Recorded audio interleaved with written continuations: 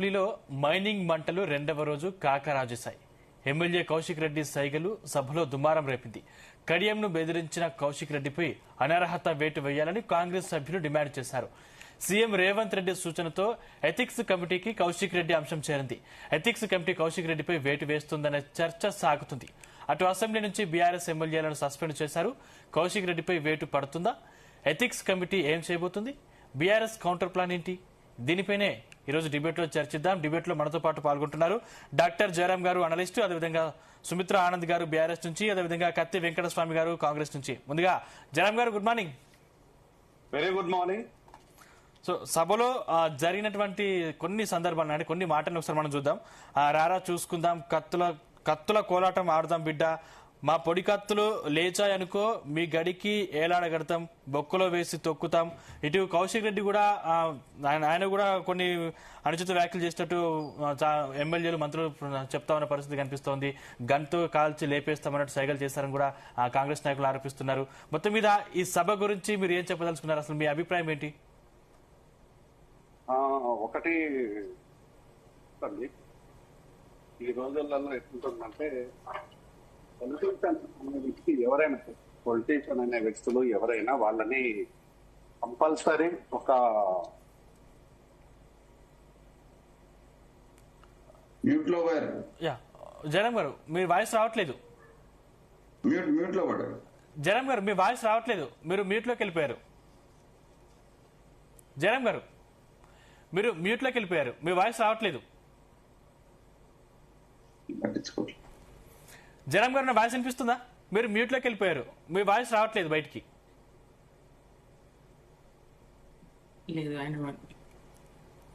Problem వచ్చింది. జయరాం గారు నేను మళ్ళీ మీతో మాట్లాడతాను. జయరాం గారు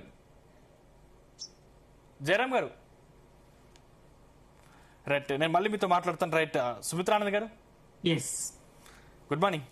గుడ్ మార్నింగ్ అండి సందీప్ గారు. ఏం చెప్తారు? మొత్తం మీద కడియం శ్రీహరి పట్ల పాడి కౌశిక్ రెడ్డి అనుచితంగా ప్రవర్తించాడు, గన్తో కాల్చి పడేస్తానని సైగలు చేశాడు, ఇవి కరెక్ట్ కాదు అనేది కాంగ్రెస్ వాదన. గుడ్ మార్నింగ్ అండి. మీకు ప్యానెల్లో ఉన్నటువంటి ప్రొఫెసర్ కత్తి వెంకటస్వామి గారికి, డాక్టర్ జయరాం గారికి, జీ తెలుగు న్యూస్ ప్రేక్షకులకు జై తెలంగాణ. Good morning. అసెంబ్లీ ఈ కాంగ్రెస్ అధికారంలోకి వచ్చిన తర్వాత అసెంబ్లీ వ్యవహారము రోజు రోజుకు దిగజారుతూ ఉన్నదండి. అసెంబ్లీ సాక్షిగా స్వయంగా ముఖ్యమంత్రి గారే బెదిరింపులకు పాల్పడుతూ ఉన్నారు. ఎథిక్స్ కమిటీ అనేది వేస్తే అది కనుక చర్యలే తీసుకుంటే మొట్టమొదలు ముఖ్యమంత్రి గారి మీదనే చర్యలు తీసుకోవాల్సి ఉంటదండి. నాటి నుండి తాను ముఖ్యమంత్రిగా బాధ్యతలు చేపట్టిన నాటి నుండి కూడా అనేక అనుచిత వ్యాఖ్యలు, అసెంబ్లీ సాక్షిగా బెదిరింపు వ్యాఖ్యలు చేస్తూ వస్తున్నారు. గతంలో మహిళా జర్నలిస్టులను ఉద్దేశించి బట్టలు ఇప్పదీసి రోడ్డు మీద ఉరికిచ్చి కొడతానని చెప్పడం, అలాగే పోని వాళ్ళంటే సభ్యులు కాదు, మరి సభ్యులను ఉద్దేశించి కూడా ఆయన అనుచితంగా మాట్లాడిన సందర్భాలు ఉన్నాయి. అలాగే దానం నాగేందర్ గారు, ఇప్పుడు పాడి కౌశిక్ రెడ్డి గారిది నేనైతే చూడలేనండి. పాడి కౌశిక్ రెడ్డి గారి సంజ్ఞలు సైగలు నేను చూడలేదు. ఏదైతే బెదిరింపు సైగలు చేశారో, గంతో గాలుస్తానని సైగలు చేశారు అనేది మీరు చెప్తే వింటున్నాను, కానీ నేను అన్ని వెతికి చూసా, అన్ని ఛానళ్లు వెతికి చూసా. ఏమన్నారు కౌశిక్ రెడ్డి గారు చూద్దామని, ఎక్కడ నాకు కనిపించలేదు అసలు. మరి కనిపించని దానికి ఇంత రాద్ధాంతం చేస్తా ఉన్నారు. ప్రజలందరూ, తెలంగాణ ప్రజలందరూ విన్నారు, 4 కోట్ల మంది ప్రజలు విన్నారు, ముఖ్యమంత్రి గారి బెదిరింపులను విన్నారు. బడవేలు అనేటువంటి స్థాయి పదజాలం, అసలు దానికి అర్థం తెలిసే మాట్లాడినా ముఖ్యమంత్రి గారు. మరి ఇట్లాంటి మా బాధ్యత కలిగినటువంటి ప్రతిపక్ష నేతలు, బాధ్యత కలిగినటువంటి ఉద్యమకారులు, వాళ్ళు మాజీ మంత్రులు హరీష్ రావు గారిని, కేటీఆర్ గారిని బడవేలని సంబోధించిండ్రు. అలాగే ఇక దానం నాగేందర్ గారు అయితే ఉరికిచ్చి కొడతా నా కొడకల్లారని చెప్పేసి గట్టిగా తీవ్ర స్థాయిలో ఆయన విరుచుకుపడ్డారు. సభలోనే ఆ బెదిరింపులకు పాల్పడ్డారు. ఆ సాక్ష్యం ఉన్నది. కడియం గారు కూడా నిన్నటికి ఆయనేం మాట్లాడతారు? సిగ్గుందా సిగ్గుందా సిగ్గుందా, ఏంటా పదజాలం? సిగ్గుకు అర్థం ఏంటి? సిగ్గు అనే మాట పదే పదే ఆయన ఎందుకు మాట్లాడాలి? ఆయన మాటలకు ఏదైనా అటు నుంచి సైగా వచ్చిందేమో, అది కూడా నేను చూడలేదు. ముందు సిగ్గుందా సిగ్గుందా అని పదే పదే మాట్లాడినటువంటి కడియం శ్రీహరి గారిది తప్పండి. రేవంత్ రెడ్డి గారు కూడా నిన్న పదే పదే సిగ్గుందా అని మాట్లాడతారు. ఆయన జేబులకేలో జీతం తీసి ఇచ్చినట్టు కేసీఆర్ గారిని రాజీనామా చేయించండి అని కానీ మాట్లాడారు. సుమిత్రానంద్ గారు, కానీ కడియం శ్రీహరి కావచ్చు, లేకపోతే దానం నాగేంద్ర గారు కావచ్చు, మొత్తం మీద మీ పార్టీ నుంచి బయటకు వచ్చిన తర్వాత చాలా ఆరోపణలు చేస్తున్నటువంటి పరిస్థితి. కడియం శ్రీహరి గారు మన అసెంబ్లీలో మన సొంత భూముల్ని అప్పుడు ఉన్నటువంటి ప్రభుత్వం లాక్కుందని ఆరోపణలు చేశారు. దానికి సంబంధించి హౌస్ కమిటీ వేయొచ్చు కదా. మేము డిమాండ్ చేసేది అదే కదా. నిజాలు బయటకు వస్తాయి కదా. కబ్జాలు ఎవరి, కథలు ఎవరి, నిజాలు అన్ని బయటకు వస్తాయి. దానికి సంబంధించి వాళ్ళు ఏ కమిటీ వేస్తారో వేయొచ్చు.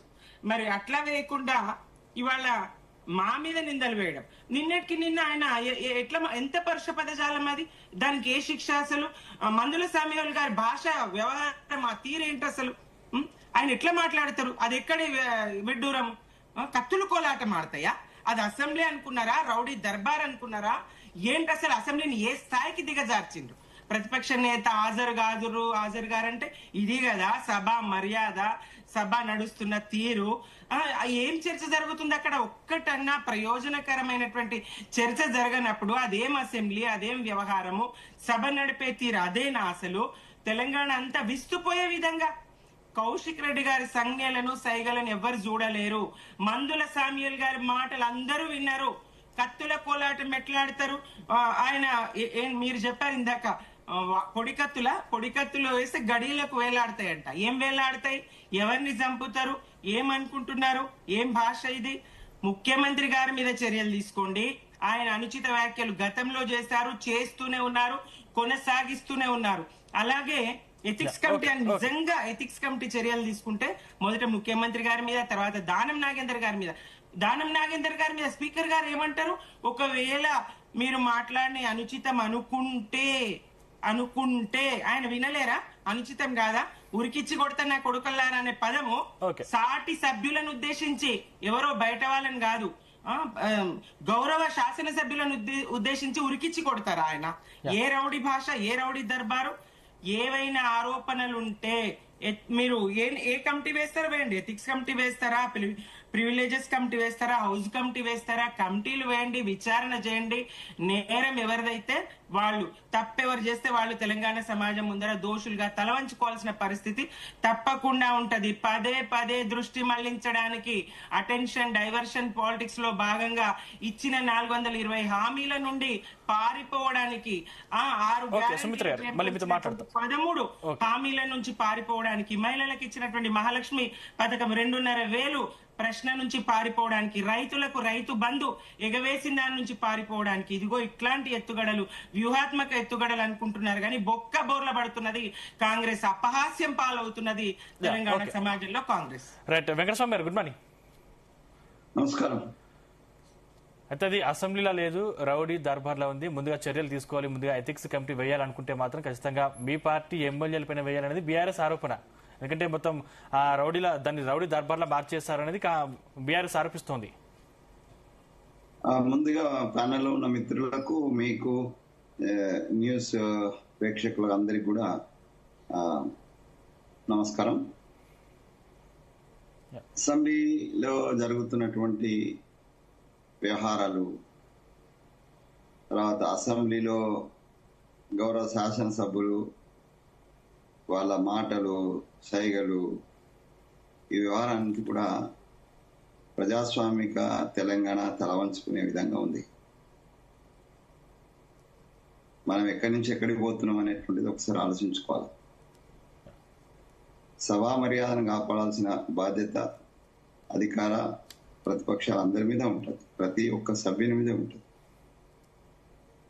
సుమిత్ర గారు ఇందాక అంటున్నారు అన్నిటిని తప్పించుకోవడానికి చర్చ డైవర్ట్ అయింది. అట్లయితే గౌరవ ప్రతిపక్ష నేతలు ఈ సమస్యల మీద, ప్రజా సమస్యల మీద మాట్లాడకుండా ఆరోపణలు, ప్రత్యారోపణలు వీటి మీద ఎందుకు మాట్లాడుతున్నారు? లేవనెత్తేటువంటి విషయాలు ప్రజా సమస్యలకు సంబంధించిన లేవనెత్తితే ఈ గందరగోళం ఉండే అవకాశం ఉండదు. సమాధానం చెప్పాల్సినటువంటి పూర్తి బాధ్యత అధికార పక్షానికి ఉంటుంది. మీరు అన్నారు ఇప్పుడు మహిళల గురించి, మహిళల సమస్యల గురించి మీరు లేవనెత్తకుండా ఆరోపణలు చేయడము, పొంగులేటి శ్రీనివాస్ రెడ్డి మైనింగ్ అక్రమ మైనింగ్ చేస్తున్నాడని అవును, అంటే రాఘవ కన్స్ట్రక్షన్స్ వ్యవహారంపై ప్రతిపక్ష సభ్యులు నిలదీస్తే దానికి ఏమండి సంబంధించి ఇప్పుడు నేనేమంటున్నా, వీళ్ళు ఇంత సిన్సియర్ అయితే ముందు ప్రజా సమస్య మీద మాట్లాడండి. మైనింగ్ అక్రమ మైనింగ్ మాట్లాడేటువంటి నైతిక హక్కు టీఆర్ఎస్ సభ్యులకు ఉందా? హరీష్ రావు గారు ఉన్నారా? హరీష్ రావు గారు పక్కనే సిరిసిల్ల దళితుల మీద టిప్పర్లు ఎక్కించి చంపినటువంటి చరిత్ర సిరిసిల్ల లేదా? ఇవన్నిటిని దృష్టిలో పెట్టుకొని నేను అనేదంటే we welcome the opposition leaders or the opposition leader గౌరవ కేసీఆర్ గారు ఆయన వచ్చి ప్రజా సమస్యలకు సంబంధించి ప్రజలు ఎదుర్కొంటున్నటువంటి ఇబ్బందులు ఏమైనా ఉంటే అదొకటి. తర్వాత మేము ఇచ్చిన వాగ్దానాల మీద చాలా చాలా లిస్ట్ అయింది అక్క. ఆ లిస్టు గురించి స్వయంగా ప్రతిపక్ష నేత మాన్యశ్రీ కేసీఆర్ గారు కావచ్చు, లేకపోతే ఉప నేత హరీష్ రావు గారు కావచ్చు, దీన్ని ముందు చర్చిస్తే తర్వాత with the permission or with the time permit లేకపోతే దీన్ని బట్టి మిగతా అంశాలు కూడా దాంట్లో చర్చించవచ్చు. అసలు ఈ సమస్యలనే ఎత్తలే ఇప్పుడు అంటుండ్రు. మేము ఇట్లా ఇదంతా గందరగోళానికి కారణం ఎవరు? ఒకసారి ఆత్మవిమర్శ చేసుకోండి. గందరగోళానికి కారణం ఎవరు? ఒకరంటే ఇంకొకరు అంటారు. నేనైతే ఏం సమర్థించాను. సమయం ఉండాలి. సరే, ఎదుటి వాళ్ళు మాట్లాడితే మనం దానికి తగ్గట్టుగా, అంటే ఈట్కా జవాబ్ పత్తర్సే దేనా అని ఇది పాకిస్తాన్ ఇండియా యుద్ధం కాదు, ఇది అసెంబ్లీ. ఈ అసెంబ్లీలో ఉన్నటువంటి అధికార ప్రతిపక్ష మిత్రులందరూ కూడా వాళ్ళు మిత్రులే. వాళ్ళెవరు కూడా శత్రువులు గారు ఒకరికొకరు. రాజకీయాల్లో శత్రువులు ఉండరు, ప్రత్యర్థులు ఉంటారు, పోటీదారులు ఉంటారు. ఆ పోటీ స్పిరిట్ ని తీసుకోవాలి, గేమ్ స్పిరిట్ ని తీసుకోవాలా. అంతేగాని శత్రువులను చూసినట్టు చంపుకోవడాలు, లేకపోతే కాల్ చేసుకోవడాలు, గన్లు పెట్టుకోవడాలు, ఇవన్నీ ఏందండి? What non sense is going on. And ఎవరు వీరు ముందా వారు ముందా అని నేను అంటలేను, కానీ ఎవరి ముందైనా కూడా ఇది సభ్య సమాజము తెలంగాణ గౌరవానికి సంబంధించి అసెంబ్లీ జరుగుతున్నటువంటి తీరు. గతంలో ఎప్పుడో తమిళనాడులో జరిగినటువంటి ఇన్సిడెంట్ తమిళనాడు యొక్క పరువు తీసింది. అట్లాగే ఇవాళ తెలంగాణలో జరుగుతున్నటువంటి తెలంగాణ అసెంబ్లీని, అంటే అసెంబ్లీలో రచ్చరచ్చ చేయాలనేటువంటి అసెంబ్లీ వేదికగా మీ మీద హీరోలం అనుకొని నెగిటివ్. ఆ కౌశిక్ రెడ్డి అనేట ఆయన నెగిటివ్ క్యారెక్టర్ సార్. ఈ doesn't have any eligibility for being an MLA. అతనికి నైతికమైనటువంటి హక్కులు లేవు, నైతికమైనటువంటి విలువలు లేవు. ఆయన ఎమ్మెల్యే పోటీ చేసినప్పటి నుంచి చూస్తున్నా, మా పార్టీలు ఉన్నప్పుడు కూడా చూస్తున్నా, ఒక విధ్వంసకారుడు, ఒక రకమైనటువంటి అంటే నేను టీచర్ గారు చెప్తున్నా, అంటే మోస్ట్ అంటే మన తెలంగాణ ప్రజల చిచ్చోర అంటారు. చిచ్చోర వ్యవహారాలన్నీ ఆయనకు ఒక మ్యాచ్యూరిటీ లేదు. 40 ఏళ్ళు 50 ఏళ్ళకు వచ్చి ఉంటాడు కదా, 40-45 ఏళ్లకు మ్యాచ్యూరిటీ ఉండాలి కదా. ఓ బిడ్డ ఉన్నది, ఆయనకు భార్య పిల్లలు ఉన్నారు, సమాజంలో తిరుగుతున్నాడు, గౌరవమైనటువంటి పొజిషన్ ఉన్నది. ఎక్కడ కాంట్రవర్సీ? ఇప్పటిదాకా కౌశిక్ రెడ్డి తోటి ఏదన్నా మైలేజ్ వస్తుందనే వాళ్ళ భ్రమల ఆ టిఆర్ఎస్ పార్టీ ఉంటే అంతకన్నా దౌర్భాగ్యం లేదు. ఎందుకంటే ఆయన కారణంగా అసెంబ్లీకే కాదు, టిఆర్ఎస్ పార్టీ కూడా పెద్ద నష్టం జరుగుతుంది. అతని వ్యవహారం ఎవ్వరు కూడా సమర్థనీయంగా లేదు. అది ఆ టిఆర్ఎస్ పెద్దలకే తెలియాలి, టిఆర్ఎస్ పెద్దలే దాన్ని సరి చేసుకోవాలి. బట్ అట్లాంటి వాళ్ళు దానం నాగేందర్ గారు మాట్లాడిన తీరైనా, ఇంకొక ఆయన మాట్లాడిన, ఇవన్నీ కూడా ఏదో సామ్యాల్ గారు మాట్లాడుతున్నారు, ఏదో కత్తుల కోలాటం అన్నారు అది అనేటువంటి చెప్తున్నారు. సో ఇవన్నీ కూడా ఇది ఆ ప్రజాస్వామికమైనటువంటి రాజ్యాంగబద్ధమైనటువంటి అన్పార్లమెంటరీ వ్యవహార శైలి అండి. దీనికి అసెంబ్లీ వేదిక కావడం అనేటువంటి దురదృష్టకరం. అసెంబ్లీ వేదిక కావడం అనేటువంటి దురదృష్టకరం. దీన్ని నేను అంటే చాలా బాధతోటి చెప్పండి, ఈ పక్షము ప్రతిపక్షం అధికార పక్షం చాలా బాధతోటి నేను చెప్తున్నా. ఇది ఇది ఇది మన సమాజాన్ని, లేకపోతే మన యువతను, మన విద్యార్థులను ఒక సన్మార్గంలో నడిపించేటువంటి వ్యవహార శైలి కాదు, ఏ ఎమ్మెల్యే వ్యవహార శైలి కాదు అని అంటున్నా. So definitely we have to think of all the parties and the head of the parties.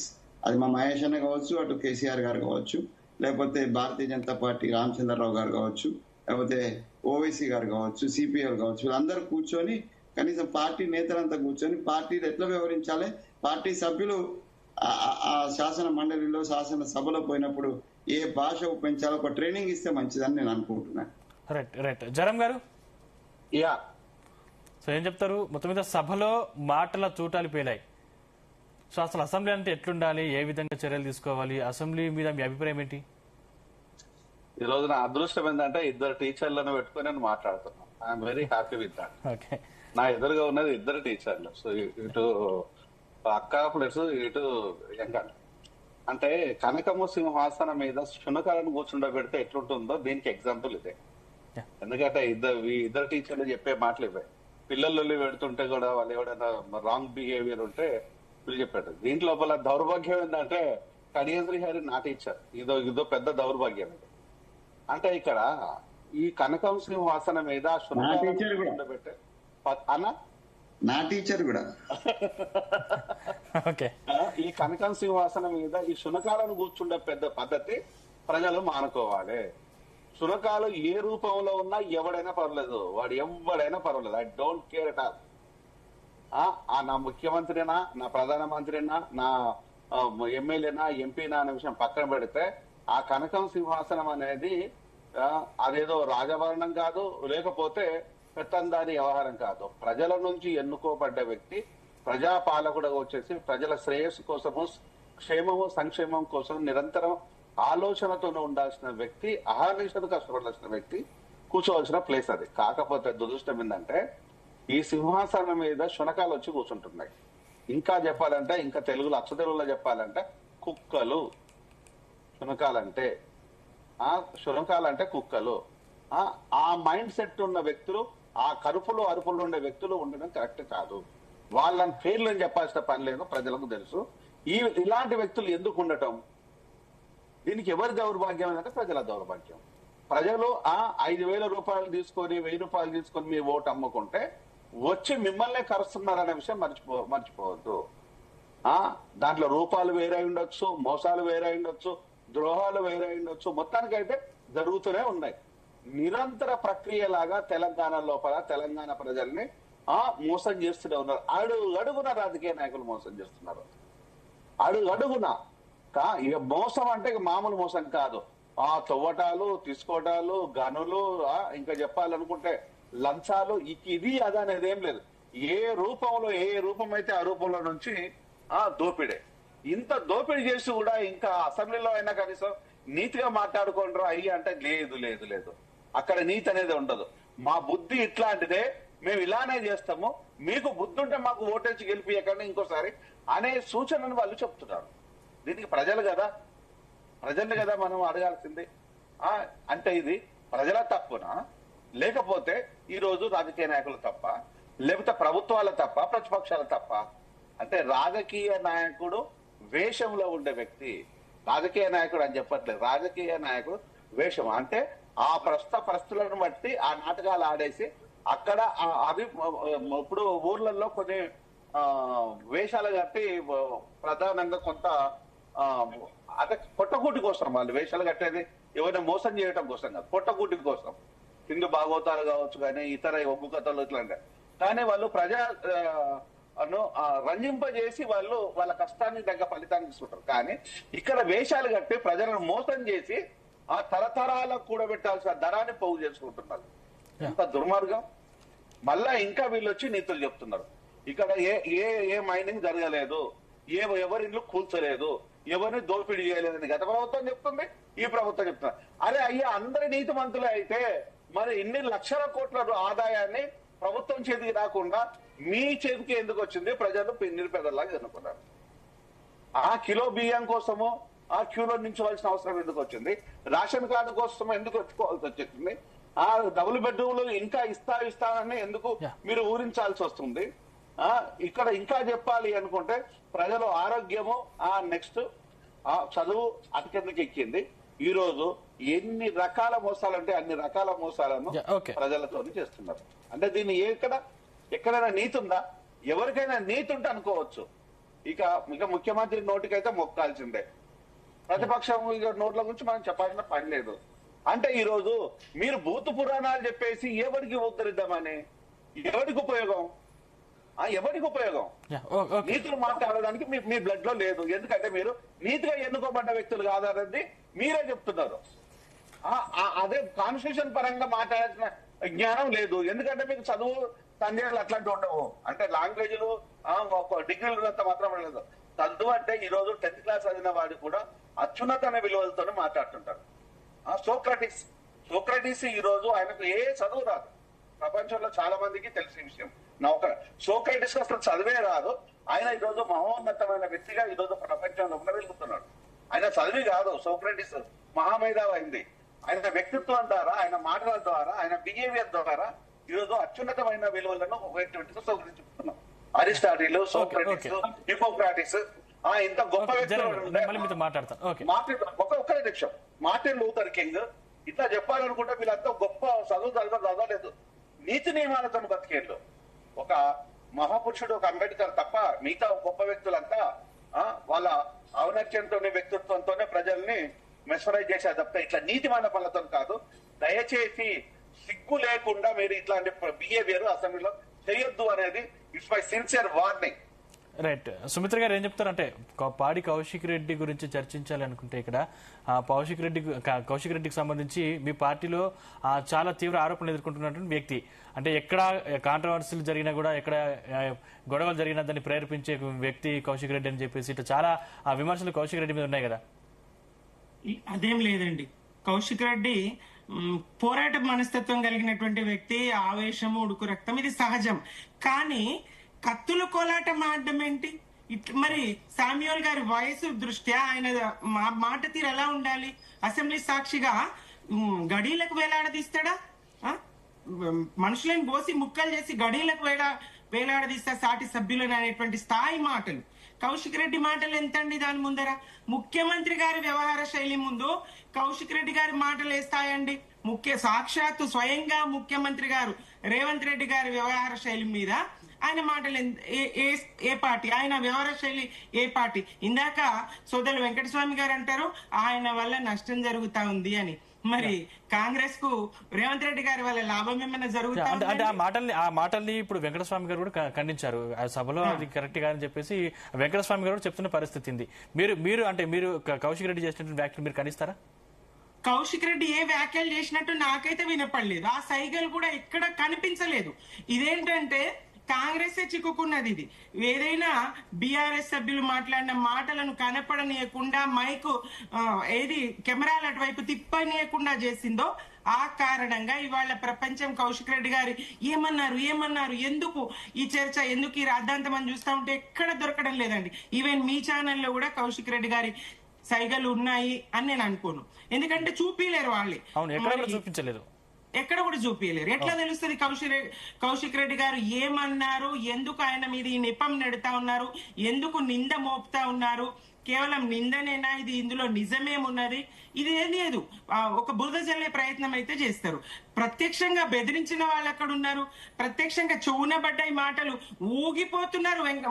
ఆయన శామ్యూల్ గారు ఊగిపోతున్నారు. ఇదే కడియం శ్రీయర్ గారు ఇందాక వీళ్ళిద్దరు మా గురువు అనుకున్నారు. కడియం శ్రీయర్ గారికి ఇచ్చినటువంటి ఎమ్మెల్సీ నాకు దక్కాల్సిన ఎమ్మెల్సీ, నాకు మాట ఇచ్చి ఉండ్రి, మరి మంత్రిగా ఆయనకు అవకాశం ఇచ్చిర్రని చెప్పేసి ముందు ఆయనకి ఇస్తే మరొక్కసారి కేసీఆర్ గారిని కలవడానికి నేను ప్రగతి భవన్ వెళ్తే అదే సమయంలో కడియం శ్రీయర్ గారు వచ్చిండ్రు. నేను టీడీపీలో ఉన్నప్పుడు కడియం శ్రీయర్ గారు పరిచయం. నేను కూడా టీడీపీలో పనిచేసిన. ఎటొచ్చినావు సుమిత్ర అంటే సార్ని కలవడానికి వచ్చిన. ఆఫ్టర్ ఆల్ టీచరు సీఎం ని కలుస్తావా అంటారు ఆయన. ఎంత ఆఫ్టర్ ఆల్ టీచరు సీఎం కలుస్తావా అంటారు ఆయన. నేను ముందు రాజకీయాల్లో ఉన్నానని తెలుసు, ఉద్యమంలో ఉన్నానని తెలుసు. ఆ స్థాయి అహంకారపు చేస్తాడు. ఇంకోటి పదే కేసీఆర్ గారు ఒక్క నిమిషం వెంకటస్వామి అన్న, కేసీఆర్ గారిని ఉద్దేశించి పదే ఇంత జీతం ఇస్తున్నా జేబులోంచి జీతం ఏదో ఇచ్చినట్టు రాజ్యాంగం కల్పించినటువంటి వెసులుబాటును ఆయన ఉపయోగించుకుంటున్నారు. ఈ సభ నడుస్తున్న తీరు ఇందాక డాక్టర్ గారు అన్నారు కనకపు సింహాసనంన, అట్లా ఉన్నది వ్యవహారం. ఈ సభ నడుస్తున్న తీరు గమనించి ఆయన సభకు దూరంగా ఉన్నారు. మరి దాన్ని పట్టుకొని ఏదో జేబులకెళ్ళి ఇస్తున్నట్టు, మీరు విదేశాల్లో పోయి విద్య నేర్చుకుంటాను ఎవరు ఖర్చు పెట్టిండ్రండి? ఎవరు డబ్బులు ఖర్చు పెట్టిండ్రు? మీరు 64 సార్లు ఢిల్లీ చక్కర్లు కొట్టిండ్రు. ఏ ప్రజల డబ్బులు ఖర్చు పెట్టిండ్రు? మీరెక్కడి నుంచి తీసుకుంటున్నారు జీతాలు? మీరు ఢిల్లీలో 2.5-3 నెలలు గడిపిండ్రు ఈ 2 సంవత్సరాలు. మరి ఎవరి డబ్బు ఖర్చు అయిపోయింది? ఇది ప్రజలు ఆలోచించారనుకున్నారా? కేసీఆర్ గారు గౌరవంగా చర్చలు జరగాలనుకుంటారు. ఆ పరిస్థితి సభలో లేదు. ఈ సభ గౌరవ మర్యాదలకు ఎప్పుడో తిలోదకాలు ఇచ్చింది. అది రౌడీల దర్బారుగా నోటితో పదే ఉచ్చరించడం ప్రజాస్వామ్య వ్యవస్థలో తప్పు. కానీ తప్పని పరిస్థితి అయి నేను మాట్లాడాల్సి వస్తుంది. అటువంటి స్థాయికి సభను దిగజార్చి ఓ సినిమా స్టార్ల గురించి చర్చ చేస్తారు, రైతు భరోసా గురించి చర్చ చేయాల్సినటువంటి ఆ సమయంలో ఆ ఎజెండా అంశంలో ఆ సినిమా స్టార్ గురించి చర్చిస్తారు. దానికి సమయం వృధా చేస్తారు. ఏమేమో మాట్లాడతారు, సందర్భం లేకుండా మాట్లాడతారు, మహిళా జర్నలిస్టులను గురించి మాట్లాడతారు. ఏం సభ నడుపుతున్నారు? సభ నడిపే తీరు ఇదేనా? మరి పెద్దలన్నా సూచనలు ఇవ్వాలి. వెంకటస్వామి అన్న లాంటి వారైనా ఇంకోరైనా ముఖ్యమంత్రి గారికి సూచనలు ఇవ్వాలి. ఆయన చేరిక వల్ల, మరి పాడి కౌశిక్ రెడ్డి చేరిక వల్ల టిఆర్ఎస్ ఏ స్థాయి, బీఆర్ఎస్ ఏ స్థాయి వాళ్ళకి మేలు జరిగిందా నష్టం జరిగిందా తర్వాత అంశం. కాంగ్రెస్ కు 100 సంవత్సరాల 140 సంవత్సరాల చరిత్ర కలిగినటువంటి కాంగ్రెస్ కు ఇవాళ ఎంత అవమానం జరుగుతుంది. పదే దళితులు లిస్టు చదువుతారా అండి? ముఖ్యమంత్రి గారే దళిత స్పీకరు, నేను ఇచ్చిన బట్టి గారికి మీరు ఇచ్చిండ్రా, అధిష్టానం ఇచ్చిందా? ఇదేమన్నా ప్రాంతీయ పార్టీ మీ జేబులకి వెళ్ళి తీసి ఇచ్చిండ్రా? బట్టి గారిని ఎమ్మెల్యేలను పేరున ఒకసారి బట్టలు ఉతుకునేటోని తెచ్చి ఎమ్మెల్యేని చేసిన అంటాడు, ఒకసారి చేపలు పట్టుకునేటోని తెచ్చి ఎమ్మెల్యేని చేసిన అంటాడు. ఏం బాటలండి ఇవి? కులాలను పదే ప్రస్తావిస్తున్నటువంటి ముఖ్యమంత్రి గారి వ్యవహార శైలికి అభ్యంతరం ఉండదా? ఎవరు చెప్పరా? ఓకే వెంకటస్వామి గారు. అభ్యంతరం ఇప్పుడు ఉంటుంది, సభ జరిగే తీరు సరిగలేక వారు రావటం లేదా? అట్లా పారిపోతే ఎట్లక్క? ఒక 40 ఏళ్ళ పారిపోవడం కాదండి, రాజ్యాంగం కల్పించిన వెసులుబాటు. రాజ్యాంగం కల్పించిన వెసులుబాటు అంటే అసెంబ్లీకి రాకుండా ఉండడం వెసులుబాటు అక్క కాదా? మరి ఎమ్మెల్యేగా ఉండి ప్రతిపక్ష నేతగా ఉండి అసెంబ్లీకి రాకపోవడం, లేకపోతే ప్రధానమంత్రి మన పార్లమెంట్ లో మెంబర్లుగా ఉండి పార్లమెంట్ సభలకు లోక్సభకు రాకపోవడం, ఇది రాజ్యాంగం కల్పించిన వెసులుబాట? మనం చేసేటువంటి మిస్యూజ్ అంటారు, దాన్ని ఏమంటారు? దాన్ని వెసులుబాటే అంటారు. ఇప్పుడు మా ఆయన పెద్ద వచ్చి కూర్చుంటే కనీసం గౌరవాన్ని, ఆయన యొక్క ఏజ్ ను దాన్ని చూసైనా కూడా కొద్దిగా మిగతా యంగ్స్టర్స్ ఇప్పుడు ఈ ముఖ్యమంత్రి, ప్రస్తుతం ఉన్న ముఖ్యమంత్రి అయినా కూడా సరిగా ఉంటారు కదా. వచ్చి ఇప్పుడు నేను టీచర్ చేసిన, నువ్వు టీచర్ గా చేసినావు. మనం టీచర్ మన క్లాస్ లో కూర్చుంటే మన చూసి భక్తికో భయానికో రెండింటికి దేనికో ఒకదానికైతే విద్యార్థులు సరిగా ఉండే అవకాశం ఉంటాయి కదా. వై కేసీఆర్ గారు వచ్చి సభలో కేసీఆర్ గారు వచ్చి, అరే అక్క నువ్వు నేను కూడా రౌడీ స్టూడెంట్స్ ను డీల్ చేసినటువంటి అనుభవం నాకుంది, నీకుంది. కానీ సో నేనేమంటున్నా అంటే, గౌరవ ముఖ్యమంత్రి గారు ఒకవేళ దారి తప్పుతున్నారనేటువంటి విషయం వస్తే నేనేమంటున్నా అంటే, ప్రతిపక్ష నేతగా ఆయనకన్నా పెద్దవాడు, అనుభవస్తుడు వచ్చి కూర్చొని సరి చేయొచ్చు అని పీఠం ఇచ్చిపెట్టి బయటికి పోవడం. గ్రౌండ్ లో ఉండాలక్క, గ్రౌండ్ లో ఉండమని కదా ప్రజలు ఆయనకు అవకాశం ఇచ్చింది. మీరు పైసల విషయం వదిలిపెట్టండి, ఎవరెవరి జేబుల నుంచి ఇస్తలేరు. అందరు కూడా గవర్నమెంట్ సొమ్మున, ఇప్పుడు ఇందాక అన్నట్టుగా గవర్నమెంట్ సొమ్ము ప్రజలకు చేరతలేదు, కానీ పాలకులకు మాత్రం జేబులు కోట అంటే వాళ్ళ జేబులు నిండుతున్నాయి. అది వాస్తవం. భారత రాజకీయాల్లో రాజకీయ నాయకుడు సంపాదించినట్టు ఎవరు సంపాదించలేనటువంటి దౌర్భాగ్య స్థితి. ఒక టీచర్ గా నాకు తెలుసు, ఆయన ఎనలిస్ట్ గా ఆయనకు కూడా తెలుసు, నేను దానికి పోతలేను. కానీ గౌరవ్ కేసీఆర్ గారికి అసెంబ్లీలో వచ్చి కూర్చొని మాట్లాడి సభా వ్యవహారాలను ఒక సవ్య దిశ దశేటువంటి దాంట్లో మార్గదర్శనం చేసేటువంటి బాధ్యత లేదు ఆయనకు. ఆయన వస్తే ఇటు ప్రతిపక్షంలో ఉన్న వాళ్ళు కావచ్చు, అధికార పక్షంలో ఉన్న వాళ్ళు కావచ్చు. ఇప్పుడు దానంలో నాగేందర్ ఉన్నాడండి, కేసీఆర్ గారిని చూసి మాట్లాడేటువంటి ధైర్యం చేయడు. ఎందుకంటే కేసీఆర్ గారికి చాలా చాలా చాలా హెల్ప్ చేసినారు. ఆయన పార్టీలో తీసుకున్నాడు, ఎమ్మెల్యే చేసినా అది చేసినాడు. కౌశిక్ రెడ్డి చిన్నపిల్లాడు, పెద్ద ఆయన చూస్తే అరే నేను పెద్ద ఆయన మాట్లాడేటువంటి పద్ధతి మార్చుకోవాలని ఉంటది. కడియం శ్రీహరి గారిని ఉప ముఖ్యమంత్రి చేసి ఏదో చేసి ఎన్ని చేసిండు ఆయన టీడీపీ నుంచి ఆయన సంబంధం ఎందుకంటే ఇప్పుడు వచ్చిన ప్రాబ్లం అంతా టీడీపీ నుంచి వచ్చినతో ఉన్నది మీ కానీ మా పార్టీ కానీ వేరే పార్టీకి కాదు. సో అది నేనేమంటున్నానంటే టీడీపీలో ట్రైన్ అయ్యి వచ్చినామని అంటున్నారు అందరూ, కానీ వీడికి వచ్చి ఏం ట్రైనింగ్ ఇది, ఏం ట్రైనింగ్ టీడీపీలో మీ ట్రైనింగ్ నాకు అర్థం కాలేదు. అది కడియం శ్రీహరి గారి కావచ్చు, లేకపోతే ఇంకా మిగతా మిత్రులది కావచ్చు. ఏం ట్రైనింగ్ అమ్మా ఇది? ఏం ప్రజాస్వామ్యం నడుస్తుంది? ఎన్టీ రామారావు ఇదే చెప్పిండా? చంద్రబాబు నాయుడు పక్కన చంద్రబాబు నాయుడు సభను నడిపించుకుంటలేడా? మరి ఆయన ఇదే చెప్పిండా? వీళ్ళందరూ కూడా చంద్రబాబు నాయుడు యొక్క అనుంగు శిష్యులే కదా. రేవంత్ రెడ్డి దగ్గర నుంచి మొదలుకొని కేసీఆర్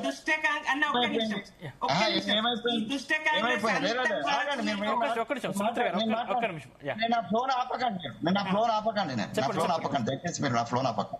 నేనేమంటున్నానంటే సభ బాగా జరగాలని ఇందాక మీరు మాట్లాడలేరు. మీరు మీ పార్టీ సభ్యులు అసంబద్ధంగా వ్యవహరిస్తే మీరు మాట్లాడలేరు, మీ అధినేత అసంబద్ధంగా వ్యవహరిస్తే మీరు మాట్లాడలేరు. బట్ ఇక్కడ కూర్చున్న కత్తి వెంకట స్వామి అనేటువంటి ఒక ప్రజాస్వామికవాది, ఒక కాంగ్రెస్ లీడర్, కాంగ్రెస్ ఒక కార్యకర్త, నేను మా పార్టీ మాట్లాడినా మా పార్టీ నేత సీఎం గారితో సహా ఎవ్వరు భాష విషయంలో అక్కడిక్కడైతే నేను మాట్లాడిన సందర్భం ఉంది. ఇదే జీటీవీ, ఇదే రఘు గారు, వీళ్ళు సాక్ష్యం. సో కాబట్టి మాకు ఆ స్వేచ్ఛ ఉంది, మీకు లేదు. పాపం అది మీ తప్పు కూడా కాదు. మీకు ఆ స్వేచ్ఛ లేదు, మాకు ఆ స్వేచ్ఛ ఉంది. మేము ఆ స్వేచ్ఛను కరెక్ట్ గా ప్రజాస్వామ్యం నిలబడడం కోసం ఉపయోగించుకునేటువంటి ప్రయత్నం నాలాంటి వాళ్ళు చేస్తూ ఉంటారు. సో చేస్తున్నటువంటి క్రమంలో నాలాంటి వాళ్ళకి ఇబ్బంది కూడా అవుతుంది. అయినా కూడా మనం ఇప్పుడు మనకేమి ఇబ్బంది వచ్చినా కూడా ప్రజాస్వామ్యమో లేకపోతే మన అన్న విలువలను కాపాడుకోసం మన వ్యక్తిగతమైనటువంటి నష్టాల గురించి ఆలోచించకూడదు. ఇది మన పాత నాయకులు గాంధీజీ, నెహ్రూజీ, లేకపోతే సుభాష్ చంద్రబోస్, భగత్ సింగ్ ఇవన్నీ నేర్పింది మన వ్యక్తిగతం కాదు, సమాజం అనేటువంటిది నేర్పిండ్రు. దాని నుంచి నేర్చుకున్న మాలాంటి వాళ్ళు టీచర్లను పర్టికులర్ గా డెఫినెట్ గా ఆ దిశగా ఉండాలి. ఆ టీచర్ నేర్చుకోకపోతే మనం ఏం చేయలేం. క్లియర్ గారు లాంటి టీచర్ నేర్చుకోకపోతే మనం ఏం చేయలేం, మన టీచరే. కానీ మనమైతే ఉండాలి కదా. నేనేమంటున్నానంటే దయచేసి వ్యక్తులు తప్పులు చేస్తే వ్యవస్థ మొత్తం నాశనం అవుతుంది. సో వ్యవస్థను కాపాడుకునే క్రమంలో పార్టీలకు అతీతంగా మనం భాష విషయంలో కావచ్చు, భావన విషయంలో కావచ్చు, సైగల విషయంలో కావచ్చు, లేకపోతే అంశాల విషయంలో కావచ్చు, చాలా జాగ్రత్తగా చాలా బాధ్యతాయుతమైనటువంటి వ్యక్తులుగా వ్యవహరించాలి ప్రతి ఎమ్మెల్యే. అది ఇలా లోపించింది. పార్టీలకు అతీతంగా చెప్తున్నా నేను, అందులో లోపించింది. అది ప్రజా సమస్యల మీద మాట్లాడడం కాకుండా వ్యక్తిగత భూషణతోటి అసెంబ్లీ నడిపియడము అది అవమానకరమనే చెప్తున్నా నేను. అక్క నేను ఎక్కడ సమర్థించలేదు, సో నేను ఇప్పుడు చెప్తున్నా, నాకు ఒక గంట 2 గంటల తర్వాత ఎక్కడి నుంచి ఫోన్ రావాలో అక్కడి నుంచి వస్తే నాకు నేను ఇప్పుడు మాట్లాడిన తీరుకో నాకు తెలుసా విషయం. నేను ఏం ఎక్స్ప్లెనేషన్ ఇచ్చుకోవాలో అది ఇచ్చుకుంటా నేను. బట్ వన్ థింగ్ ఏంటంటే పబ్లిక్ కు కాంగ్రెస్ పార్టీ యొక్క సంస్కృతి కాదు. నేను ఒప్పుకుంటున్నా, కాంగ్రెస్ పార్టీ సంస్కృతి కాదు. మంచి నేతలు, కాంగ్రెస్ యొక్క నేతలు ఈ రాష్ట్రాన్ని, ఈ దేశాన్ని నడిపినటువంటి 60 ఏళ్ల అనుభవం ఉన్నటువంటి వ్యక్తులు ఉన్న పార్టీ ఇది. కాబట్టి కాంగ్రెస్ సంస్కృతి ఇది కాదు, దాన్ని మేమేం సమర్థించము. పార్టీ పరంగా మా రాహుల్ గాంధీ గారు కావచ్చు, మా అమ్మ సోనియమ్మ కావచ్చు, లేకపోతే మా మల్లికార్జున ఖర్గే గారు 40-50 సంవత్సరాల రాజకీయ కాలంలో ఎక్కడ ఒక మాట తూలనటువంటి ఆదర్శమూర్తి ఆయనే. అట్లాంటి బిడ్డ నేతృత్వంలో మేము పనిచేస్తున్నాము. డెఫినెట్ గా ఇది ఎవరం కూడా మేము సమర్థించము. దీన్ని నేను మీడియా జీ న్యూస్ వల్ల చెప్తున్నా, ప్రజలకు నేను క్షమాపణ చెప్తున్నా. ఇది జరుగుతున్నటువంటి తీరుకు నేను క్షమాపణ చెప్తున్నా. డెఫినెట్ గా మేము సరి చేసుకుంటాం. మా పార్టీ వేదిక మీద కూడా మేము చర్చించుకుంటాం. మా ప్రభుత్వ ఇంటర్నల్ కూడా చర్చించుకుంటారు. డెఫినెట్ గా ప్రభుత్వమే ప్రధాన బాధ్యత ఉంటది, స్పీకర్ గారిదే ప్రధాన బాధ్యత ఉంటది. దీన్ని సవ్యంగా నడపాల్సినటువంటి సంపూర్ణ బాధ్యత మా మీద ప్రధానంగా ఉంటది, మీ మీద కూడా ఉంటది అనేటువంటి విషయాన్ని నేను గుర్తు చేస్తున్నా. ఈ జీటీవీ ద్వారా నేను ప్రజలకు విజ్ఞప్తి చేస్తున్నా, నడపాల్సిన ప్రతిక్షం ప్రధానం అని నేను కోరుకుంటున్నా. బాగా కోరుకుంటున్నా, ప్రజాస్వామ్యయుతంగా నడవాలని కోరుకుంటున్నా. ఒక ఆదర్శవంతమైన అసెంబ్లీగా తెలంగాణ అసెంబ్లీని నడిపించాలని చేతులెత్తి నమస్కారం చేస్తూ ప్రతి ఒక్క ఎమ్మెల్యేకి చేతులెత్తి నమస్కారం చేసి చెప్తున్నా అండి. రైట్, జరం గారు ప్లీజ్ కంక్లూడ్. ఒక రకంగా వెంకటస్వామి గారు కూడా ఇది కరెక్ట్ కాదనే భావనలో ఉన్నారు. Please conclude. తమన్నా చాలా సందర్భాల లోపల ఏ పార్టీది ఉన్నా కూడా అవును. ఆ తప్పులు ఉంటే వాటిని డెఫినెట్ ప్రశంసిస్తారు, విమర్శిస్తారు, అన్న డౌట్ ఏం లేదు. ఎందుకంటే మేము ఇప్పుడు కాదు ఎప్పటి నుంచో కలిసి పనిచేస్తున్నాం. సో సుమిత్రకు డెఫినెట్ గా కొంత అలాంటి భావాలు లేకపోవడం కాదు, పార్టీ పరంగా ఉండాలి కాబట్టి డెఫినెట్ గా తన మనసులో కొంత ఉన్నా కూడా కొన్ని విషయాలు ఎక్స్ప్రెస్ చేయలేదు. ప్రాంతీయ పార్టీలలో అంత మనం ఈజీ ఎక్స్ప్రెషన్ ఉండదు. అది ఒక అక్కకే కాదు, ప్రాంతీయ పార్టీలో ఉండే విధానం అట్లాంటిది. దాన్ని మనం ఏం చేయలేము. ఒకవేళ సుమిత్రక్క డెఫినెట్ గా డెమోక్రటిక్, దాంట్లో డౌట్ ఏం లేదు. Fighter also. అలాగని చెప్పేసి మనం అంత నోరేసుకొని కూడా తిరగబడే అంత సినిమా ఏమి ఉండదు. ఎందుకంటే పార్టీలు ఆ విధంగానే ఆ లైన్ లో ఉండాలంటది, ఆ లైన్ దాటకూడదు అంటుంది. కాబట్టి ఇది పార్టీలలో ఉండే నాయకులకు కొంత ఇబ్బంది ఉంటుంది. కొన్ని ఇబ్బందులను కళ్ళ ముందున్నా కూడా మాట్లాడడానికి ఇబ్బందులు ఉంటాయి. దాన్ని మనం ఏం చేయలేము. సో ఇది చూస్తూ ఉండాల్సిందే తప్ప. కానీ ఇక్కడ అసెంబ్లీ ఇక్కడ జరగాల్సిందంతా ఎక్కడ జరుగుతుందంటే ఏదో పార్టీల మధ్య ప్రజల మధ్యలో లేకపోతే వీధులలో జరగట్లేదు. సాక్షాత్తు అసెంబ్లీ నిమిషానికి ఇట్లా ₹1000 ఒక నిమిషానికి అయ్యే ఖర్చు ఇక మనం చెప్పాల్సిన పని లేదు. ఒక రోజులో అయ్యే ఖర్చు ఇదంతా ప్రజల సొమ్ము కదా. ప్రజల సొమ్ములను ప్రజా శ్రేయస్సు కోసం కాకుండా, ప్రజా అవసరాల కోసం కాకుండా, ప్రజల సమస్యలను దారి మళ్లించడం కోసం ఆడుతున్న డ్రామా ఏదైతే ఉందో ఆ డ్రామా నిజంగా కూడా సరైన విధానం కాదు. ఇక్కడ దొంగలు ఊళ్ళు పంచుకున్నట్టుగా ఉన్నది పరిస్థితి. ఇక్కడ నువ్వు దోసుకున్నావు, నేను దోసుకున్నాను, నువ్వు ఇద్దరం దొంగలమే కదా అన్నట్టుగానే ఉండేసి ఒకళ్ళు కాపాడే విధంగా సమస్యను దారి మళ్లిస్తున్నారు. ఇక్కడ పాలక ప్రతిపక్ష పార్టీలు సమస్యను పంచుతున్నాయి. నిజంగా కనుక వీళ్లకు చిత్తశుద్ధి ఉంటే పాలకులకు ప్రతిపక్షాలకు ఎప్పుడైనా ఆల్కహాల్ మీద జరిగిందా చర్చ? ఎప్పుడైనా విద్యా విషయంలో జరిగిందా చర్చ? ఎప్పుడైనా ఆడబిడ్డ ఎప్పుడైనా ఒక ఆడబిడ్డ సేఫ్టీ సెక్యూరిటీ మీద జరిగిందా? ఎప్పుడైనా ఒక తల్లి తన ప్రాధాన్యత విషయంలో జరిగిందా? ఒక స్త్రీ రిజర్వేషన్ కు డెఫినెట్ గా కావాలి అని మాట్లాడడం కాదు. నిజంగా మనం ఎదురుకు ఒక స్త్రీని విలువనిచ్చి గౌరవించి కాపాడుతున్నాం అనే విధంగా ఉన్నదా? దాని మీద చదివిందా? లేదు. అంటే ప్రజలకు కావాల్సిన సమస్యల మీద గాని, ప్రజలకున్న అవసరాల మీద గాని ఎప్పుడు చర్చ జరగలేదు. ఇప్పటి వరకు జరిగిన చర్చ అంతా నువ్వెంత దోచుకున్నావు, నేనెంత దోచుకున్నాను అనే దాని మీద చర్చ జరుగుతుంది ఇప్పటి వరకు కూడా. అంటే ఏ విధంగా ఉంది? అప్పుడు కులము కుటుంబం అని మాట్లాడిన రేవంత్ రెడ్డి ఇప్పుడు సిగ్గు లేకుండా, సిగ్గుపడకుండా ఆ రేవంత్ రెడ్డి కులము కుటుంబమే దోచుకుంటుంది అనేది ప్రజలు గొంతెత్తి అరుస్తున్నారు. ఇక రేవంత్ రెడ్డి అంటుంటాడు ఒక్కొక్కరు పేరు నిజంగా రేవంత్ కొంచెం సిగ్గుపడదాం మనం. నువ్వు ఎవడో దేశాన్ని ఉద్ధరించినట్టు చారగుండ వెంకటేష్కి ఇచ్చిన, కాసింకి ఇచ్చిన, ఇంకెవడికో మాధవనికి ఇచ్చిన, మాధవనికి ఇచ్చిన, కమల్.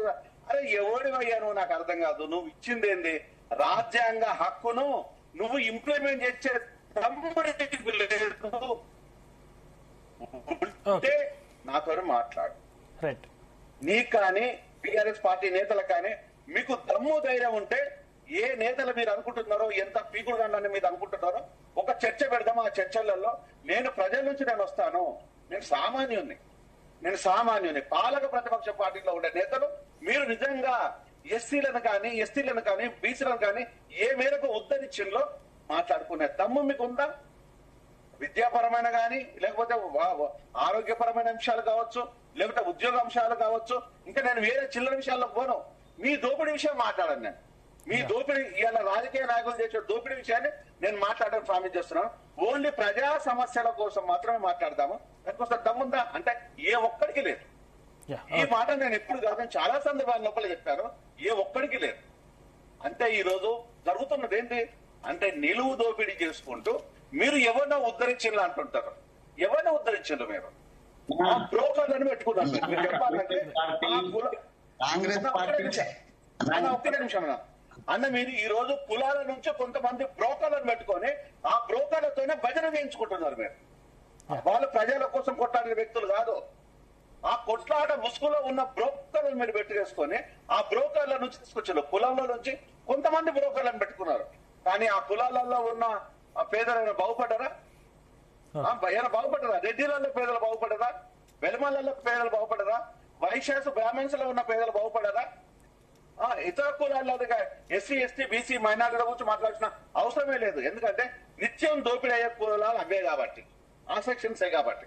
అంటే ఈ రోజు మీరు పాలకులు ఉండి కూడా ఆ పేద ప్రజలను మీరేనా భావించిన అంటే ఇక్కడ ఒక బ్రోకర్ వ్యవస్థ మాత్రమే నడుస్తుంది తప్పితే ఈ రోజు రాజకీయ వ్యవస్థ లేనందుకు నేను సిగ్గుపడుతున్నాను. ఈ రోజు ఈ బ్రోకర్ వ్యవస్థ రాజ్యాంగాన్ని ఏం కాపాడుతుంది, ఎట్లా కాపాడుతుంది అంటే ఈరోజు $1 మిలియన్ ప్రశ్న అది. ఓకే, సుమిత్రానంద్ గారు ప్లీజ్ కంక్లూడ్. ఎస్, ఇందాక వెంకటస్వామి అన్న గారు టీడీపీ నుంచి వచ్చిండ్రు, ఏం నేర్చుకున్నారు, కేసీఆర్ గారు సభకు రావాలి అంటారు. తెలంగాణ ప్రజల్ని ఎవరిని అడిగినా ఈ సభకు కేసీఆర్ గారు రావాల్సిన అవసరం లేదంటారు. ఒకటి. రెండోది, ఎన్టీ రామారావు గారు స్వయంగా గతంలో చెప్పిండ్రు, ఈ దుష్ట కాంగి అంతం వరకు నేను సభలో అడుగుపెట్టబోను అన్నారు.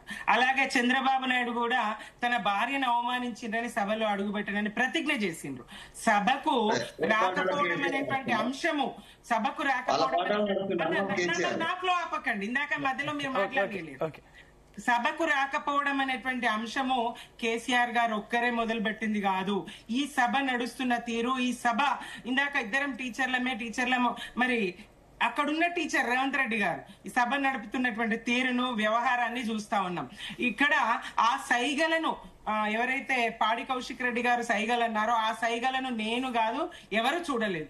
అటువంటి దాన్ని ఈ స్థాయిలో ఆక్షేపిస్తున్నటువంటి వాళ్ళు మరి స్వయంగా కత్తుల కోలాటం ఆడడాన్ని, ఉరికిచ్చి కొడతానా కొడకల్లారా అని చెప్పేసి దానం బెదిరింపులను, గుడ్డలు ఉప్పదీసి ఉరికిచ్చి కొడతా అని సీఎం గారు మాట్లాడిన మాటలను ఎథిక్స్ కమిటీలోకి చర్చ రావాలి కదా, వాళ్ళ సభ్యత్వం ముందు రద్దు కావాలి కదా. ఇది తెలంగాణ ప్రజలు గమనిస్తా ఉన్నారు. సభ నడుపుతున్న తీరేంటి, సభలో జరుగుతున్న చర్చ ఏంటి. ఆమె అనసూయ గారు మంత్రి గారు తాను మాట్లాడతారు, మీ హయాంలో ఇట్లా చేస్తే మేము అట్లా అంటే ప్రశ్నించకూడదా? మరి అప్పుడెందుకు మీరు ప్రశ్నించలేరు? ఏదైనా జరిగిందని అనుకుంటే మీరు ఎత్తి చూపాల్సింది కదా. ఇట్లా మాట్లాడతారు. ఈ గతం దవ్వడమే 9.5 ఏళ్ళ మీరేం చేసిండ్రు అని మాట్లాడతారు. 9.5 ఏళ్ళ మేమేం చేసినామో ప్రజలకు తెలుసు. ఇప్పుడు మీ చేతిలో అధికారం ఉంది, మీరేం చేయగలరో చెయ్యండి. మీరు ప్రజలకు ఇచ్చినటువంటి మాట నిలబెట్టుకోండి. ఇది కదా అసెంబ్లీలో చర్చ జరగాలి. గతాన్ని తవ్వుతూ కూర్చోవడం కాదు కదా. మేమేం చేసినామో చేసినాం, ప్రజలకు ఎంత మేలు జరగాలనో జరిగింది, ఎన్ని ప్రాజెక్టులు కట్టినాం, ఎన్ని చెరువుల పూడికదీయాలనో తీసినాం, ఎన్ని భవనాలు, కలెక్టర్ ఆఫీసులు, ఎస్పీ ఆఫీసులు, జిల్లా పరిషత్లు, మండల పరిషత్లు, గ్రామ పంచాయత్లు, ఎన్ని భవనాల నిర్మాణం చేయాలనో చేసినాం, ఎన్ని పాఠశాలల నిర్మాణం చేయాలనో చేసినాం, ఎన్ని పాఠశాలలు స్థాపించినాం, ఎన్ని మెడికల్ కాలేజీలు స్థాపించినాం. బీఆర్ఎస్ మరి సంక్షేమం అభివృద్ధి రెండు కళ్ళలాగా ప్రగతి పతాన జోడెద్దుల బండిలాగా కేసీఆర్ గారు నడిపింది. రాష్ట్ర వ్యాప్తంగా ప్రజలందరికీ తెలుసు. ఇప్పుడు గమనించుకుంటున్నారు. 3,40,000 పైచీలకు అప్పు చేసిన అని రేవంత్ రెడ్డి గారు రూపాయి అప్పు పుడతలేదంటాడు. పాపం వాళ్లకు 35-40 సంవత్సరాలు సేవలు చేసి రెక్కలుడిగి, పోనీ ఉద్యోగమే చేసి సేవ కాదు, ఉద్యోగం చేసి రెక్కలుడిగి మంచాన పడినటువంటి స్టేజ్ లో ఉన్న వాళ్ళు, కాలు కొట్టేబడి ఒకడు, కిడ్నీలు పోగొట్టుకొని ఒకడు, రకరకాల సమస్యలతోని ఆ రిటైర్డ్ ఎంప్లాయీస్ ఉంటే వాళ్లకు ఇస్తామన్న అది దశల వారికి ఇస్తాడట 700 కోట్ల చొప్పున. అది కూడా రిలీజ్ చేయకుండా వాళ్ళు ఉసురు పోసుకుంటున్నారు. ఇది ఎక్కడ ధర్మం? రూపాయి పుట్టట్లేదని వాళ్ళకంటారు. 3,40,000 కోట్ల చిలుకు అప్పు తీసుకొచ్చిన అని చెప్పేసి అసెంబ్లీలో చెప్తారు. మరి రాష్ట్ర ఆదాయం ఏమైంది? ఇదేమైంది? ప్రజలకు చేయాల్సింది చేయకుండా తప్పించుకోవడానికి భాషను, ఇట్లాంటి బెదిరింపుల భాషను ఎంచుకొని మరి ప్రతిపక్షం మీద గొంతెత్తుతూ, ప్రతిపక్షం మీద నిందలు మోపుతూ, ప్రతిపక్షం కాదు ఇప్పుడు అధికారంలో ఉంది పాలక పక్షం, మీరు ఏం చేస్తారో చేయండి, అభివృద్ధి చేయండి, ప్రజల్ని మెప్పించండి. Please conclude. నేనేమంటున్నంటే సభ సజావుగా జరగడం విషయంలో ఎవరికి అభ్యంతరం ఉండకూడదు, జరగాలని తన ప్రజలంతా కోరుకుంటున్నారు, ప్రజలంతా వాదనుకుంటున్నారు. కాంగ్రెస్ పార్టీలో నేను కూడా సుమిత్ర గారు మేమేం చేయటం లేదు, ఇప్పుడు మీరు 2 సంవత్సరాల మేమేం చేయలేదు, నేను తెలంగాణ వచ్చినాక 9 సంవత్సరాల మీరు ఏం చేసిండ్రు అనేటువంటిది నేనేం చెప్పను.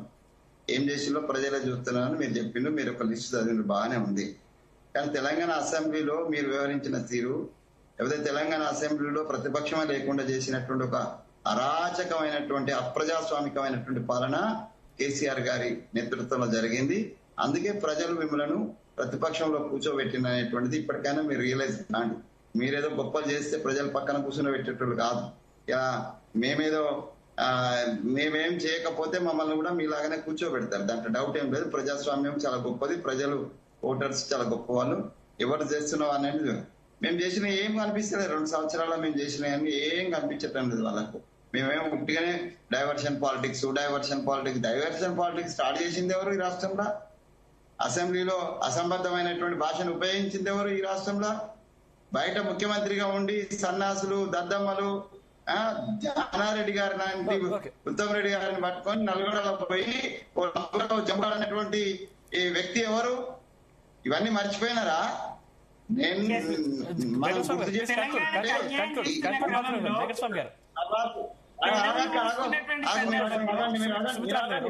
చదువుకుంటే పెంకాసులు బయటపడతాయి. ఈ రాష్ట్రంలో భాషను ఒక ముఖ్యమంత్రిగా ఉండి ఉద్యమ నాయకుడిగా ముఖ్యమంత్రిగా ఉండి ఈ భాషను కూని చేసి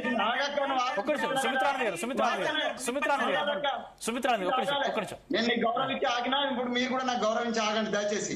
నేను మాట్లాడండి. తెలంగాణ వచ్చిన తర్వాత తెలంగాణ అసెంబ్లీని, తెలంగాణ రాజకీయాన్ని అద్భుతమైన నడతాలని ఉద్యమ సమయంలో మా అందరికి ప్రామిస్ చేసినటువంటి కేసీఆర్ గారు ఇది ఒక కూరగాయల మార్కెట్, చేపల మార్కెట్ చేసి ఎమ్మెల్యేలను కొనుక్కొని ప్రజాస్వామ్యాన్ని కూని చేసి భాష ఆయన చతురుడు కాబట్టి భాష ఉపయోగించేటప్పుడు కొద్దిగా హాస్యాస్పదంగా ఉండొచ్చు కావచ్చు, హ్యూమరస్ గా ఉండొచ్చు కావచ్చు, కానీ భాషను కూని చేసి ఎదుటివానికి అవకాశం ఇచ్చి నీవు చెప్పిన విద్యనే నీరజాక్ష అన్నట్టుగా ఉంది. నువ్వు నేర్పిన విద్యనే నీరజాక్ష. భాషతోటే ఈ రాష్ట్రంలో రాజకీయ నాయకులు అంతా నేర్చుకున్నారు. మంచి నేర్చుకోవాలి, కానీ మంచి నేర్చుకోలే. కేసీఆర్ నుంచి కాబట్టి ఈ నైతికమైనటువంటి మాటలు ఇవన్నీ కూడా ఆవిడ మాట్లాడితే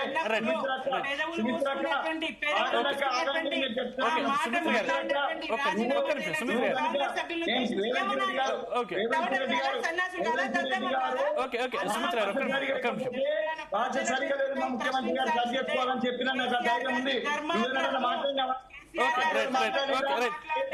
వెంకటస్వామి గారు, సమయం లేదు. వెంకటస్వామి గారు సుమిత్రానంద్ గారు ఒక్క నిమిషం ఆగండి. మీరు కేవలం విమర్శనే సుమిత్రానంద్ గారు కాంగ్రెస్ పార్టీకున్న అనుభవం కాంగ్రెస్ సుమిత్రానంద్ గారు ఒక్క నిమిషం అర్థంగా అడవద్దక్క. ఇప్పుడు మీ సంస్కారంగా తెలుస్తుంది. ఓకే, సమయం లేదు. ఏం మాట్లాడతారక్క? సేవ ఈ దేశానికి కాంగ్రెస్ చేసినటువంటి అభివృద్ధి ఈ దేశంలో ఎవరు క్వశ్చన్ చేయలేరు. అది జయరామన్నకి చేయలేడు, మీరు చేయలేరు. దళిత గిరిజనులకు చేసినటువంటి సేవ ఈ కాంగ్రెస్ కాబట్టి దళితులు ఇలా జయరామన్న ఇక్కడ కూర్చొని మాట్లాడుతున్నాడంటే బికాస్ ఆఫ్ కాంగ్రెస్. ఇక్కడ నేను కూర్చొని బీసీ బిడ్డలు మాట్లాడుతున్నా అంటే because of Congress. we studied under the leadership of the Congress party సేవ చేసిందాన్ని ఇక్కడ దాకా తీసుకొచ్చి ఇలా గొంతులు ఎత్తున్నాయనంటే సోనియా గాంధీ నేతృత్వంలో జరిగినటువంటి అనేక సంస్కరణలలో ఇలా మాట్లాడడానికి అవకాశం వచ్చింది ప్రజలకు. ఇవన్నీ మేము చేసినాం. ఈ తెలంగాణ రాష్ట్రంలో కేసీఆర్ పోతూ మేము వచ్చినప్పుడు ఫస్ట్ మేము ఇచ్చింది మాట్లాడేటువంటి అవకాశము, మాట్లాడేటువంటి వేదిక. అరే ఇందిరా పార్క్ లో ధర్నాలనే బ్యాన్ చేసినట్లు ఇంకా ఇప్పుడేం మాట్లాడతారు? కోదండరాం ఇల్లు బద్దలు బల కొట్టిన వాళ్ళు ఏం చేస్తారు? ఖమ్మంలో వేడిలు వేసినటువంటి మీరేం మాట్లాడతారు? నేను సమర్థించడం లేదు అసెంబ్లీ వ్యవహార శైలిని, కానీ మీరు అదే పనిగా అవకాశంగా తీసుకొని కాంగ్రెస్ పార్టీ ఏం చేయలేదు, కాంగ్రెస్ పార్టీ ఇప్పుడు అంతా డైవర్షన్ పాలిటిక్స్ చేస్తున్నారంటే డైవర్షన్ నాటకాలు మీ